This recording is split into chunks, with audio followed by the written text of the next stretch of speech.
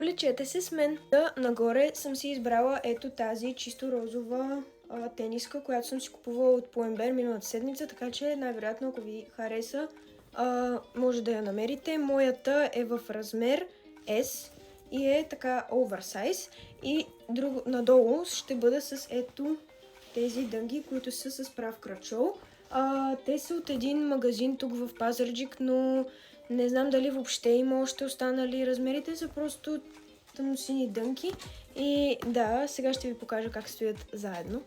Преди да ви покажа цялостният ми аутфит, ще ви покажа какви други неща ще си сложа.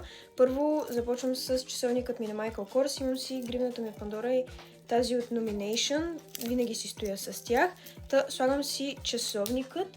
За чанта съм си приготвила, днеска малко ще ви очуда, но имам различна чанта. Пак е на Guess, пак е същата като черната, но този път е такава розова. Според мен ще отива повече с аутфита. Не знам откъде е, подарък ми е и да, но не знам, може да я потърсите някъде, наистина нямам представа откъде е. И за отгоре си слагам якито ми от Zara и ми е готов аутфита. И ето това е готовият ми аутфит, като за обувки ще бъда с моите аксове, за които имам видео доста по-надолу в профила. И да, това беше от мен. Чао, чао!